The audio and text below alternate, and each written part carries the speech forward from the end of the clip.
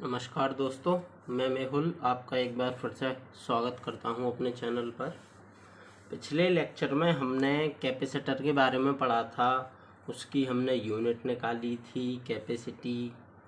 तो हमने आपको बताया था लास्ट में कि हम पढ़ेंगे अगले लेक्चर में कि कैपेसिटी को मतलब रेजिस्टेंस जो होती है कैपेसिटर कॉम्बिनेशन वो कैसे निकालते हैं, फॉर्मूले क्या होते हैं उनके सीरीज़ और पैरेलल के लिए। लेकिन उसे बताने से पहले हमारा एक छोटा सा टॉपिक जो छूट गया था लास्ट लेक्चर में उसको लेते हैं। तो हमने कैपेसिटर के बारे में पढ़ा था। कैपेसिटर हमारा था क्या, दो प्लेट्स हुआ करती थी जिनके बीच में हम एक डाई इलेक्ट्रिक प्लेस कर देते थे और इसको सप्लाई दे देते थे।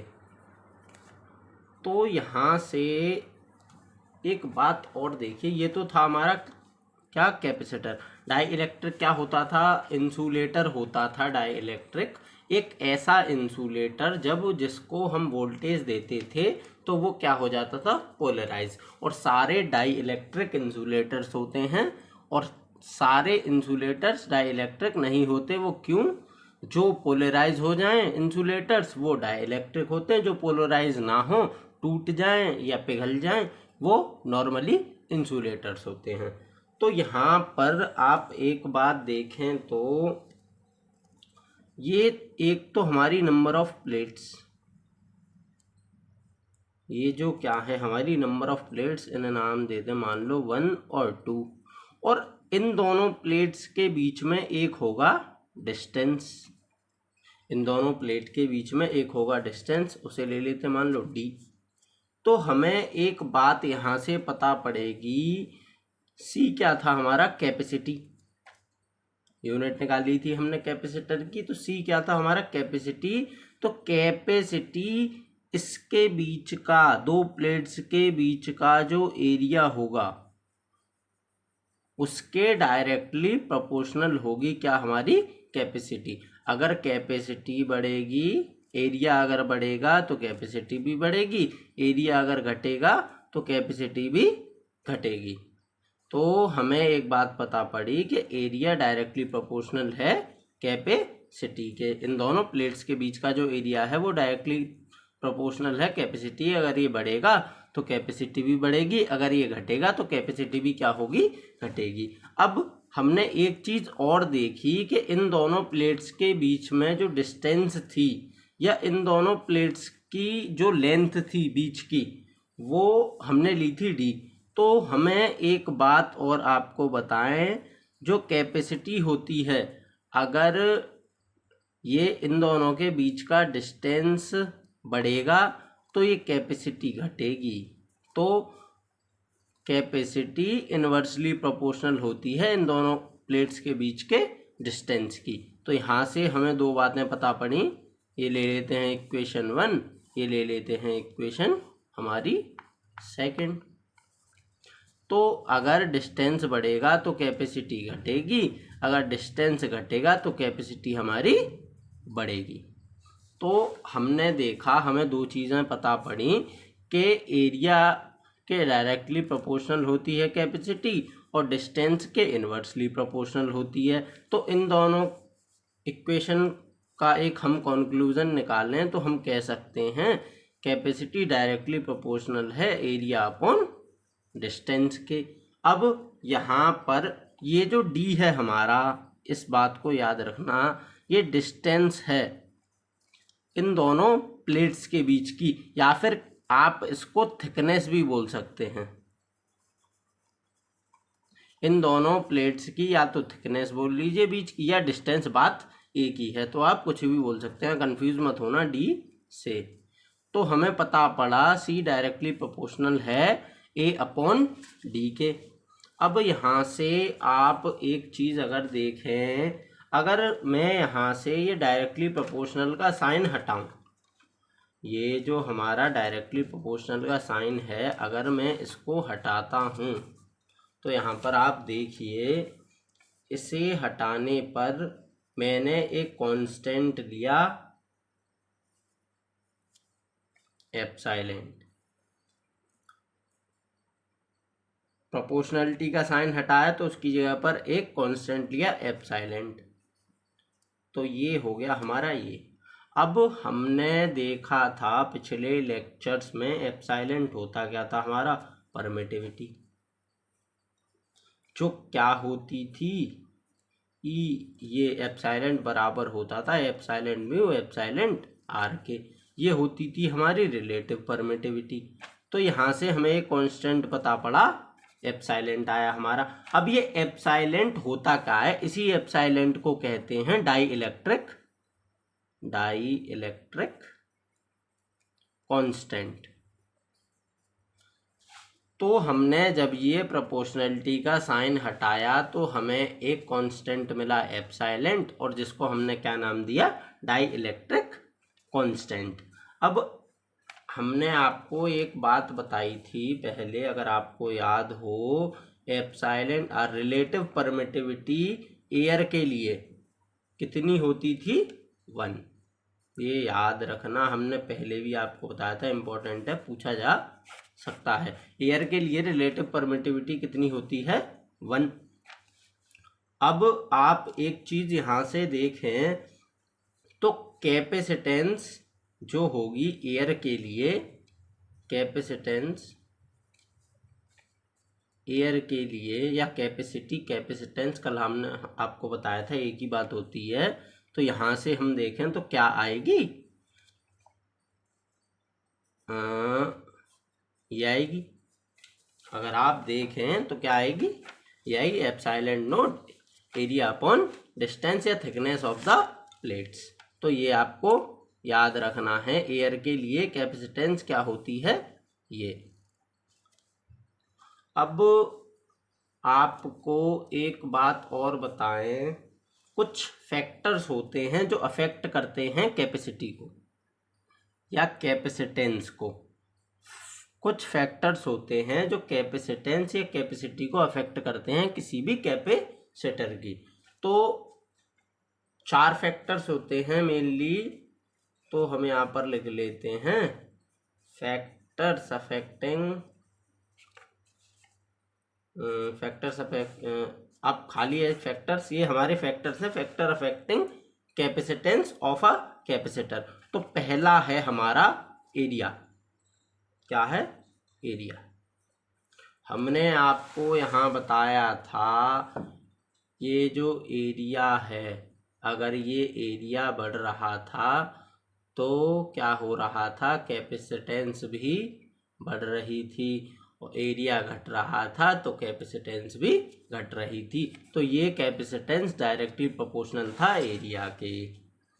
तो पहला पॉइंट, पहला फैक्टर तो हुआ एरिया, तो हमें पता ही है एरिया डायरेक्टली प्रोपोर्शनल होता है कैपेसिटेंस के। अगर एरिया बढ़ेगा तो हमारी कैपेसिटेंस भी बढ़ेगी, एरिया घटेगा तो हमारी कैपेसिटी भी घटेगी। कैपेसिटी बोल लीजिए, कैपेसिटेंस बात एक ही होती है, कल पिछले लेक्चर में हमने आपको बताया था। ये तो था हमारा फैक्टर 1। अब आते हैं हम अपने फैक्टर 2 पर। तो फैक्टर 2 आप अगर देखें तो हमारा फैक्टर 2 होगा क्या, थिकनेस या डिस्टेंस, थिकनेस या फिर डिस्टेंस, किसकी, प्लेट्स के बीच की। हमने आपको पीछे भी दिखाया था, तो वो क्या थी, हमारी इन्वर्सली प्रोपोर्शनल थी कैपेसिटेंस की। तो यहाँ से भी ये भी हमको पता था। दूसरा फैक्टर भी, अगर कैपेसिटेंस देखिए आप, अगर ये जो डिस्टेंस था ये घटेगा तो कैपेसिटेंस बढ़ेगा, अगर डिस्टेंस हमारा बढ़ेगा तो कैपेसिटेंस क्या होगा, घटेगा। तो ये भी हमें 2 फैक्टर पता पड़े यहाँ तक। अब आता है हमारा तीसरा फैक्टर। तीसरा फैक्टर आप देखें तो थोड़ा इम्पोर्टेंट है, तीसरा चौथा, ये दो हमने पहले ही कवर कर लिए थे, लेकिन फिर भी हमने आपको बता दिया। तीसरा फैक्टर है रिलेटिव परमिटिविटी, जो क्या थी हमारी एप्सिलॉन आर। हमने अभी आपको बताया था एप्सिलॉन आर क्या होता है? Relative permittivity. अगर आप परमिटिविटी नहीं जानते तो हमारे पिछले लेक्चर्स देखिए, आपको समझ में आ जाएगा परमिटिविटी होता क्या है। मैं एक बार और बता दूं आपको, तो जिन लोगों को नहीं पता परमिटिविटी, जिन्होंने पिछले लेक्चर्स नहीं देखे, परमिटिविटी एक प्रॉपर्टी होती है किसी भी मटेरियल की, जिसके द्वारा वो अपने अंदर से इलेक्ट्रिक फील्ड लाइंस को या तो जाने दे, और जाने दे तो कितनी जाने दे, या तो ना जाने दे, और अगर ना जाने दे तो कितनी ना जाने दे। तो सीधे सीधे आप कह सकते हैं परमिशन देता है इलेक्ट्रिक फील्ड लाइंस को अपने अंदर से जाने के लिए, या तो परमिशन दे देगा जाने की या फिर रोकेगा। तो होप करते हैं आपको यहाँ पे समझ में आया था। रिलेटिव परमिटिविटी ये किस पर डिपेंड करती है? हर एक मटेरियल की अलग अलग होती है। तो depends upon material of dielectric. Dielectric क्या था हमारा? जो हम मटेरियल यूज कर रहे थे इस कैपेसिटर के दो प्लेट्स के बीच में, ये था हमारा डाइइलेक्ट्रिक। तो रिलेटिव परमिटिविटी ये जो है ये किस पर डिपेंड करेगी? Depends on the material of dielectric. तो जो इन दोनों के बीच में, प्लेट्स के बीच में हमारा डाइइलेक्ट्रिक यूज हो रहा है, वो किस मटेरियल का बना हुआ है और उसकी रिलेटिव परमिटिविटी कितनी है। तो ये एक फैक्टर है जो अफेक्ट करेगा कैपेसिटेंस को किसी भी कैपेसिटर की। तो होप करते हैं यहाँ तक आपको समझ में आएगा। अब एक चौथा फैक्टर हमारा आता है, जो है काफ़ी इम्पोर्टेंट फैक्टर है ये। आप देखें तो multiple capacitor, sorry multiplate capacitor, multiplate capacitor.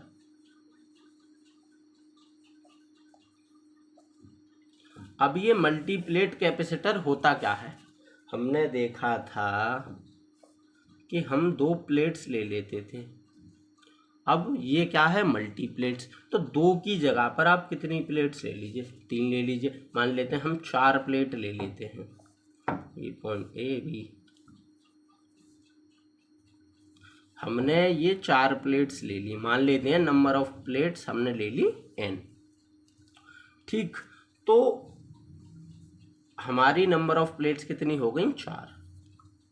तो यहाँ से हमने आपको पीछे दिखाया था कैपेसिटेंस का फॉर्मूला कितना आया था, एप्सिलॉन A अपॉन डी। आपने याद हो अभी हमने आपको बताया था कैपेसिटेंस का फॉर्मूला निकला था, देखिए पीछे ये यहाँ से हमने इन दोनों के बेस पर निकाला था। हमने डायरेक्टली प्रोपोर्शनल का साइन हटाया था तो हमें एक कांस्टेंट मिला था, यहाँ से फॉर्मूला हमें पता पड़ा था। तो इसी फॉर्मूले को हम यहाँ पर अप्लाई करेंगे। तो हम जानते हैं हमारा C किसके बराबर होता है? एप्सिलॉन A अपॉन डी के। अब हम ये भी जानते हैं कि हमारा एप्सिलॉन किसके बराबर होता है? एप्सिलॉन म्यू एप्सिलॉन आर के। तो अब आप एक बात देखिए, नंबर ऑफ प्लेट्स मान लेते हैं यहाँ अगर 10 हैं, ये सिंपली इसमें देखिए आप 4 नंबर ऑफ प्लेट्स हैं। पहले हम आपको फॉर्मूला बताएं क्या आएगा। C बराबर आएगा हमारा n-1 और E की जगह पर हम ये लिख सकते हैं, तो हम लिख दें epsilon naught epsilon R, A की जगह पर A उतार दें, अपॉन कर दें D। तो ये वाली चीज़ तो एज इट इज़ यही उतार दी हमने। अब ये हमने n-1 क्यों लिखा?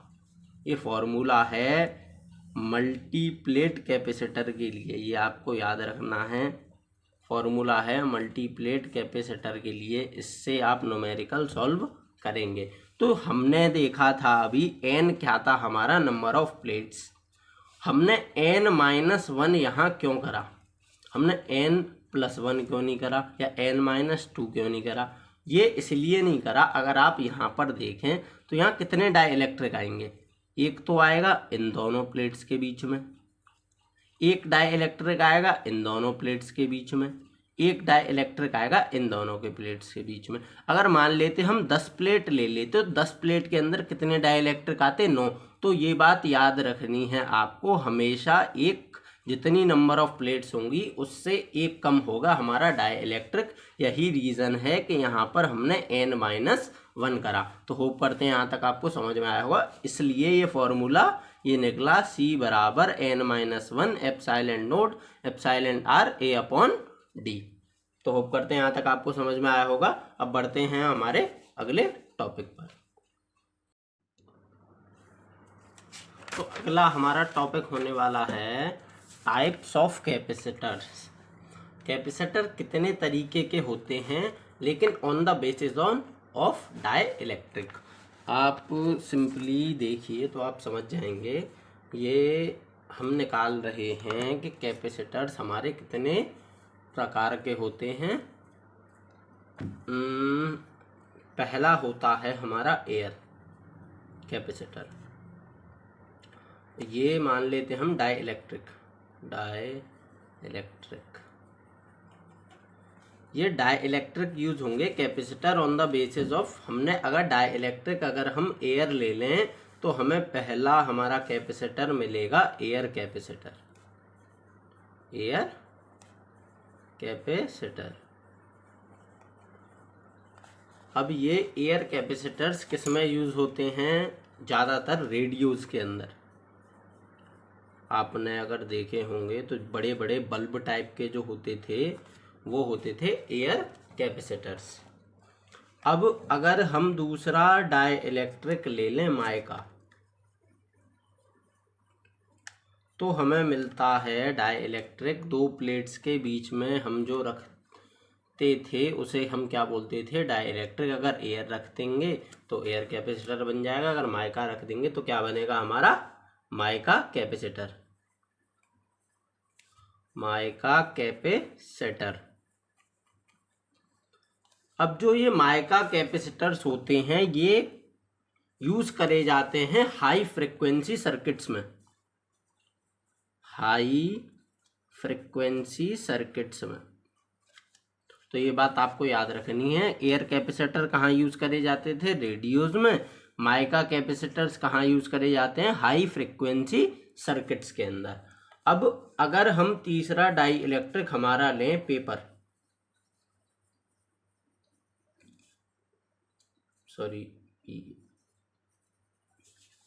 पेपर, तो हमें क्या मिलेगा? Paper capacitor. अब ये पेपर कैपेसिटर क्या होता है? ये देखिए पेपर तो बहुत नॉर्मली सी चीज है। तो ये मीडियम वैल्यू कैपेसिटर्स होते हैं। इनकी जो कैपेसिटेंस होती है वो बहुत मीडियम वैल्यू की होती है। तो हम कह सकते हैं मीडियम वैल्यू कैपेसिटेंस। इनकी जो कैपेसिटेंस होती है इन कैपेसिटर्स की वो मीडियम वैल्यू कैपेसिटेंस होती है। जो होती कितनी है? 0.001 से लेके 1 म्यू एफ तक, 1 म्यू फैराड तक। ये इसकी लिमिट होती है पेपर कैपेसिटर की। अब अगर हम चौथा लें हमारा कैपेसिटर, तो अगर हम डाई इलेक्ट्रिक ले लें सेरामिक, तो हमें क्या मिलेगा? Ceramic capacitor.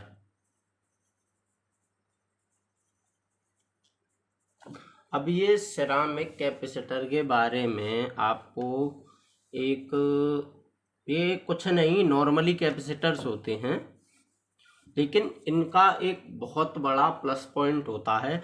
आपको पिछले लेक्चर में याद होगा हमने बताया था कोफिशिएंट ऑफ टेम्परेचर।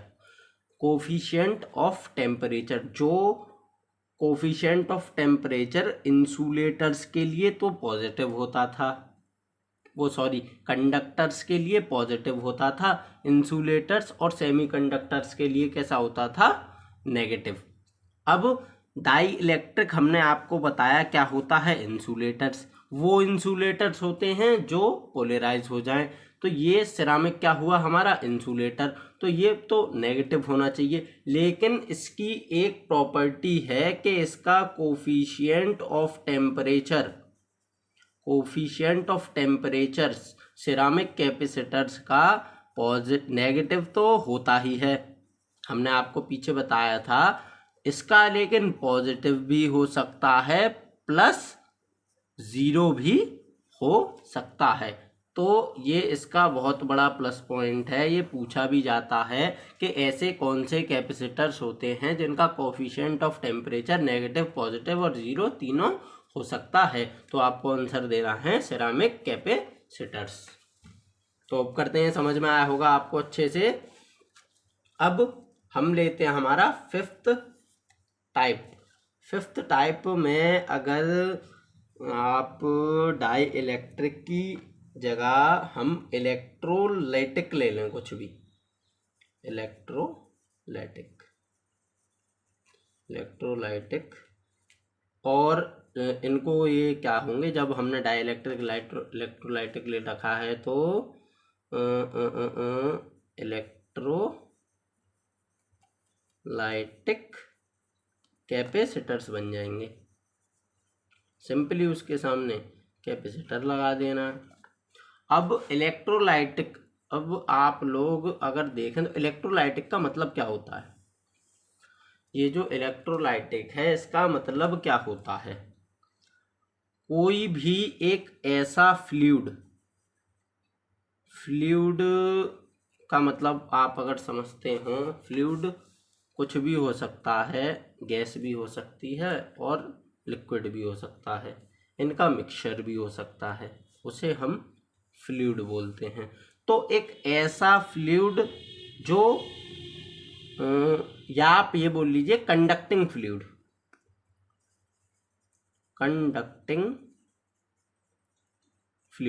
कोई ऐसा फ्लूइड जिसमें से करंट फ्लो हो जाए, तो उनको क्या कहते हैं हम, इलेक्ट्रोलाइटिक। ये कंडक्टिंग फ्लूइड किसका काम कर रहा है हमारे यहाँ पर, डाई इलेक्ट्रिक का।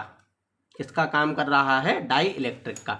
तो आप अगर देखें ये जो हमारे इलेक्ट्रोलाइटिक कैपेसिटर्स होते हैं इन्हीं को हम बोलते हैं ई कैप कैपेसिटर्स। आपने सुना होगा ई कैप।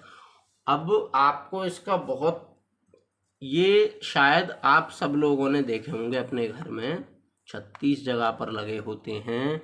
सबसे ज़्यादा ये यूज़ होते हैं किसमें, फैंस में। आपकी छत पर रूफ फैन जो लगा हुआ है आपने उसमें कैपेसिटर देखा होगा, तो वो यही कैपेसिटर होता है, ई कैप कैपेसिटर, या जिसे कहते हैं इलेक्ट्रोलाइटिक कैपेसिटर। जिसमें होता क्या है, कंडक्टिंग फ्लूइड भरा रहता है अंदर, उसी कंडक्टिंग फ्लूइड को हम क्या कहते हैं, इलेक्ट्रोलाइटिक। अब ये जो कैपेसिटर्स होते हैं इनकी कुछ वो भी होते हैं, ये तो हमने प्लस पॉइंट्स बता दिया आपको। इसका प्लस पॉइंट ये खाली बहुत चीप होते हैं और आसानी से अगर आप देखें पेपर, माइका, एयर हर जगह नहीं मिलते। आप किसी भी इलेक्ट्रॉनिक शॉप पर जाएं तो आपको ये ई कैप कैपेसिटर बड़े आसानी से मिल जाएगा। लेकिन इनका कुछ हैज़ार्ड भी होता है, ये बहुत जल्दी फायर कैच करते हैं। इनमें आग बहुत जल्दी, अगर ये ख़राब हो जाएं, आपने देखा होगा जब कैपेसिटर, ई कैप कैपेसिटर हमारा फ़ैन में जो लगा होता है, जब वो ख़राब हो जाता है तो फ़ैन की स्पीड कम हो जाती है। अगर आप उसको काफ़ी दिन तक चेंज ना करें तो वो जल भी जाता है। आप लोगों ने देखा होगा काला काला पड़ जाता है फ़ैन के ऊपर भी, और फ़ैन भी हमारा काला हो जाता है। तो वो ये फायर कैच कर लेते हैं बहुत जल्दी अगर ख़राब हो जाए तो होप करते हैं ये 5 टाइप्स ऑफ कैपेसिटर्स थे हमारे on the basis of dielectric. पहला था एयर कैपेसिटर जो रेडियोज में यूज होता था ज़्यादातर, दूसरा था माइका कैपेसिटर जो हाई फ्रिक्वेंसी सर्किट्स में यूज होता था, तीसरा पेपर कैपेसिटर, जो होते थे हमारे मीडियम वैल्यू कैपेसिटेंस देते थे, हमारे ये वाले paper capacitors medium value capacitance देते थे, जो कितनी होती थी 0.001 से लेके 1 म्यू फेराड तक। चौथे आए हमारे सिरामिक कैपेसिटर्स। सिरामिक कैपेसिटर्स के बारे में हमने एक बहुत अच्छी बात पढ़ी कि इनका जो कोफिशिएंट ऑफ टेम्परेचर होता है वो नेगेटिव भी हो सकता है, पॉजिटिव भी हो सकता है, प्लस ज़ीरो भी हो सकता है। अब हमारे फिफ्थ जो टाइप था कैपेसिटर का, वो था, हमने डाइलेक्ट्रिक लिया था इलेक्ट्रोलाइटिक। इलेक्ट्रोलाइटिक होता क्या था हमारा, कोई भी कंडक्टिंग फ्लूइड। तो इलेक्ट्रोलाइटिक कैपेसिटर्स को ही हम कहते हैं ई कैप कैपेसिटर्स। ये हमारे घरों में बहुत यूज़ होते हैं, सीलिंग फैंस में, कूलर्स में, जितनी भी छोटी मोटर्स होती हैं उन सब में ये यूज़ होते हैं। इनके हमने आपको प्लस पॉइंट बताए थे, अगर ये बहुत आसानी से हर जगह मिल जाते हैं और इनकी लाइफ भी काफ़ी अच्छी होती है, और अगर ये ख़राब हो जाए तो भी आपने देखा होगा फैन स्लो स्पीड पर चलता रहता है, बेशक वो हवा ना दे लेकिन ये मोटर को रोटेट करता रहता है। और इसके हमने कुछ नेगेटिव पॉइंट पढ़े, तो ये बहुत जल्दी फायर कैच कर लेता है। तो होप करते हैं यहाँ तक आपको समझ में आया होगा। अब बढ़ते हैं आगे। तो हमारा अगला टॉपिक है कॉम्बिनेशन ऑफ कैपेसिटर्स। ये जस्ट अपोजिट होता है कॉम्बिनेशन ऑफ रेजिस्टेंस के। रेजिस्टेंस की जो कॉम्बिनेशन हमने पढ़ी थी जस्ट उसके अपोजिट होता है। आपको अगर हम दिखाएं तो ये ले लेते हैं हम एक अपना, ये ले लिया हमने, इसमें मान लो हमने 3 लगा दिए कैपेसिटर, 3 ही लगा देते हैं, चलो 3 लगा दिए हमने कैपेसिटर। ये वोल्टेज दे दिया V और इसमें कुछ करंट फ्लो होगा I। तो ये हमारा कैपेसिटर 1, ये कैपेसिटर 2, ये कैपेसिटर 3। अब इनके ऊपर यहाँ आप देखिए वोल्टेज फ्लो होगा, तो कैपेसिटर 1 में कुछ फ्लो होगा वोल्टेज, मान लेते हैं 1, इसके अंदर वोल्टेज 2, इसके अंदर कुछ ना कुछ तो वोल्टेज जाएगा तीनों के अंदर अलग अलग। तो हमें यहाँ पता लगाना है, क्या पता लगाना है, फाइंड सी इक्वलेंट। कैपेसिटी हमें पता लगानी है, इक्वलेंट कैपेसिटी कितनी होगी। तो आप लोग अगर एक बात देखें, हमने पता लगाया था V हमारा किसके बराबर होता था, चार्ज अपॉन C के। याद आया होगा, हमने अभी पीछे आपको बताया था V बराबर हुआ हमारा Q अपॉन C के। तो एक बात देखें, अगर आपको टोटल वोल्टेज निकालनी है तो आप कैसे निकालेंगे, V1 plus V2 plus V3, V1 plus V2 plus V3। अब यहाँ से आप ये लगा दें तो आप इसको ऐसे भी लिख सकते हैं, Q1 upon C1 plus Q2 upon C2 plus Q3 upon C3। तो यहीं से आप एक चीज़ देखें, हमें मिलेगा 1 अपॉन C इक्वलेंट किसके बराबर हो जाएगा, 1 upon C1 plus 1 upon C2 plus 1 upon C3। तो ये हमें फॉर्मूला मिला किसका, सीरीज का, जो जस्ट अपोजिट हुआ किसके, रेजिस्टेंस के। ये किसके लिए होता था, अगर यहाँ पर C की जगह R, हर जगह आप इन चारों C को हटा के यहाँ पर अगर R कर दें तो ये किसकी कॉम्बिनेशन निकलती थी, पैरेलल कॉम्बिनेशन ऑफ रेजिस्टेंस की फॉर्मूला था ये निकालने के लिए। तो इसीलिए हमने कहा था कि ये combination of capacitor just opposite होता है कॉम्बिनेशन ऑफ रेजिस्टेंस के। तो ये तो हमारी हुई सीरीज। अब सेकंड आता है हमारा पैरेलल। तो अगर पैरेलल के लिए हम डायग्राम बनाएं तो ले लेते हैं,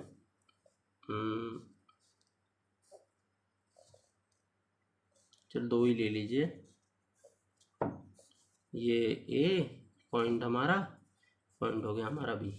तो यहाँ भी वही चीज़ होगी सेम, ये हमारा कैपेसिटर 1, कैपेसिटर 2, तो आप यहाँ पर देखें तो यहाँ पर भी भाई हमारा Q, इस पर कुछ चार्ज होगा, इस पर भी कुछ चार्ज होगा। यहाँ से आप लोग अगर देखें तो आप एक चीज देखिए, टोटल Q हमारा किसके बराबर होगा, Q1 प्लस Q2 के। अब फॉर्मूला हमें पता है V बराबर है, ये इसकी कोई ज़रूरत नहीं है, हम आपको इसलिए बता रहे हैं कि आप समझ जाएं फॉर्मूला निकला कैसे। वैसे सिंपली आपको ये फॉर्मूले याद रखने हैं। अगर रेजिस्टेंस का पता है तो जस्ट उसका अपोजिट कर दीजिए।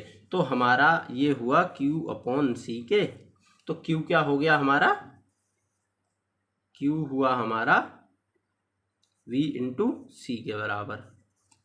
तो यहाँ से आप एक बात देखें तो ये क्या हो जाएगा, VC इक्वलेंट बराबर, यहीं पे Q की जगह पर हमने VC रख दिया, हमें इक्वलेंट निकालना है, तो यहाँ पर हो जाएगा हमारा VC1 प्लस VC2। अब इन सब में से अगर हम V कॉमन ले लें, VC इक्वलेंट बराबर हो जाएगा VC1 प्लस C2 के। इस V से ये V कट जाएगा, तो C इक्वलेंट हमारा किसके बराबर आया, C1 प्लस C2 के। तो ये अगर आप C की जगह पर R रख दें तो ये किसका फॉर्मूला होता था, कॉम्बिनेशन ऑफ रेजिस्टेंस का, किसमें, सीरीज में। तो ये किसमें निकला हमारा, combination of capacitor in parallel में। ठीक है, तो ये आपको पॉइंट याद रखना है, दोनों फॉर्मूले याद रखने। पैरेलल के लिए ये है और सीरीज के लिए ये है, जस्ट अपोजिट है ये किसका, रेजिस्टेंस का। तो होप करते हैं यहाँ तक आपको समझ में आया होगा। अब आपको एक थोड़ी सी इम्पोर्टेंट बात अगर हम बताएं तो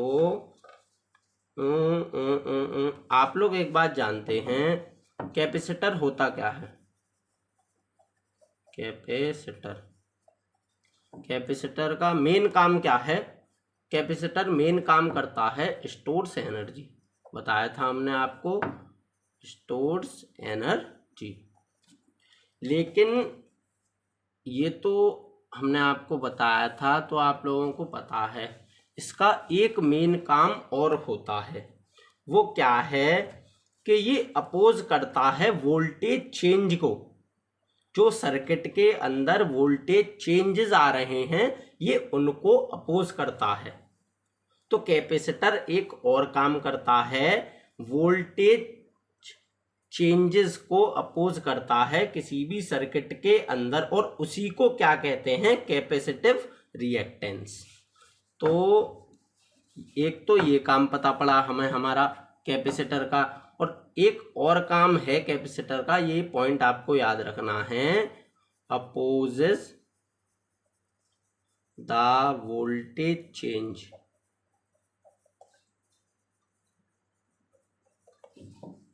Opposes the voltage change which is known as capacitive reactance। अब ये कैपेसिटिव रिएक्टेंस तो किसको कहते हैं, जो हमारा कैपेसिटर अपोज कर रहा है वोल्टेज चेंज को, इसी को हम कहते हैं कैपेसिटिव रिएक्टेंस। अब ये कैपेसिटिव रिएक्टेंस जो होता है हम इसे डिनोट किससे करते हैं, XC से। अब ये होता क्या है, XC होता है हमारा 1/ω/C। अब आप लोग एक चीज देखें, ओमेगा क्या होता है, ओमेगा होता है हमारा एंगुलर फ्रीक्वेंसी। ओमेगा क्या है, हमारी एंगुलर फ्रीक्वेंसी। एंगुलर फ्रीक्वेंसी क्या होती थी, 2πf। ये आपको हम आगे भी बताएंगे, आपको पता होना चाहिए। वैसे हम आगे जब हम एंगुलर वेलोसिटी वगैरह की तरफ, फ्रीक्वेंसी, वेलोसिटी सब आपको बताएंगे क्या क्या होते हैं। यहाँ पर आप सिंपली ये याद रखिए, बताना आपको ज़रूरी था तो इसलिए हम बता रहे हैं। ये जो हमारा ओमेगा है इसको कहते हैं हम एंगुलर फ्रीक्वेंसी, और इसकी वैल्यू होती है 2πf। अब आप यहाँ पर ये भी लिख सकते हैं 1/2π/f(c). तो बात हुई एक ही, ये इसके बराबर। तो हमें एक फॉर्मूला पता पड़ा ये, तो आपको याद रख। और इसकी यूनिट क्या होगी? ओम। क्यों होगी ओम? क्योंकि ये काम किसका कर रहा है? रेजिस्टेंस का। ये अपोज कर रहा है वोल्टेज चेंज को। तो कोई भी ऐसी चीज जो अपोज करेगी वोल्टेज चेंज को, तो एज इट इज आप लोग जानते हैं इलेक्ट्रिसिटी में अपोज करे किसी भी चीज। हम रेजिस्टेंस के बारे में जानते हैं, रेजिस्टेंस का काम क्या होता है? अपोज करता है किसको? फ्लो ऑफ करंट को किसी भी सर्किट के अंदर। तो उसकी यूनिट क्या होती है? वो अपोज कर रहा है तो उसकी यूनिट है ओम। तो यहाँ पे भी ये भी अपोज कर रहा है वोल्टेज चेंज को, तो इसकी भी यूनिट क्या होगी? ओम। तो होप करते हैं यहाँ तक आपको सब समझ में आया होगा। हमने आपको ये, आप सोच रहे होंगे कि ये क्यों बताया गया।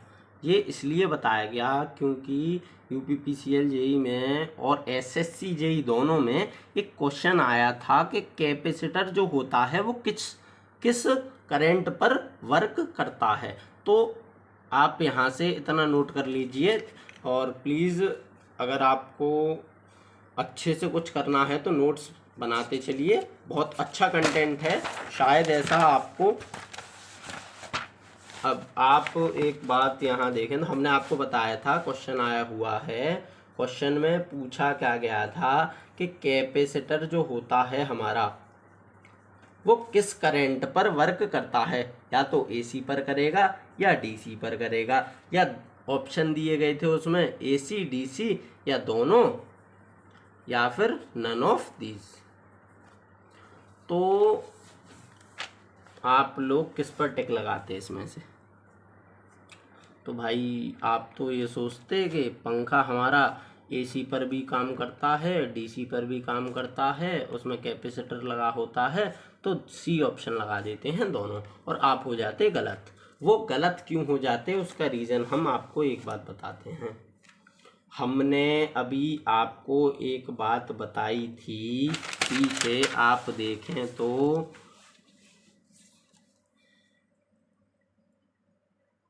हमारा कैपेसिटर क्या काम करता है? अपोजेस द वोल्टेज चेंज को।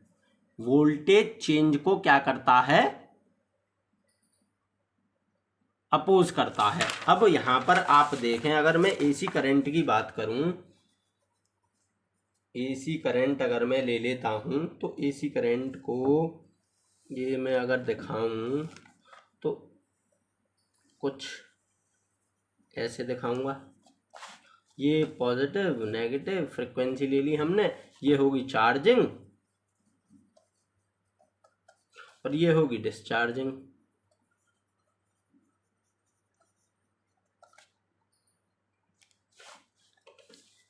ये होती है हमारी ऊपर वाली चार्जिंग, नीचे वाली डिस्चार्जिंग। तो आप एक बात देखिए, ये तो हमारा एसी सर्किट हुआ, लेकिन जब डीसी सर्किट की बात करते हैं तो उसमें भाई ये डिस्चार्जिंग होती ही नहीं है। फ्रीक्वेंसी जो होती है डीसी, आप अगर डीसी करंट जानते हैं तो वो क्या होता है? ओनली पॉजिटिव, कोई डिस्चार्जिंग नहीं होती है उसमें। आप जहाँ तक जानते होंगे डीसी सर्किट के बारे में, तो उसमें खाली चार्जिंग होती है, नो डिस्चार्जिंग। इसीलिए आपने कभी सुना होगा कि अगर इन्वर्टर के करंट से कोई चिपक जाए तो वो इंसान चिपका ही रह जाता है, छूटता नहीं है। उसका रीज़न यही है, यहाँ पर पॉजिटिव चार्जिंग भी होती है एसी करंट में, और डिस्चार्जिंग। जब डिस्चार्जिंग आती है तो वो एसी करंट क्या करता है? झटका दे देता है। जो कहते हैं कि बिजली ने झटका दे दिया, हाथ पीछे कर दिया या फेंक दिया इंसान को। लेकिन डीसी करंट ऐसा नहीं करता, क्योंकि इसमें खाली चार्जिंग होती है, डिस्चार्जिंग नहीं होती। तो यही रीज़न है। हमने आपको अब यहाँ से इतना, अब आप कुछ नहीं समझे इसमें, बस इतना समझिए, एसी करंट में या चार्जिंग और डिस्चार्जिंग दोनों होती है, डीसी करंटिंग में खाली चार्जिंग होती है, कोई डिस्चार्जिंग नहीं होती। अब हमने ऊपर देखा था यहाँ पर ये हमें फॉर्मूला पता पड़ा था कि हमारा एक्स सी किसके बराबर था, ओमेगा सी। ओमेगा क्या थी, एंगुलर फ्रिक्वेंसी थी 2πfc। तो हमने इसको इसके बराबर लिख सकते हैं।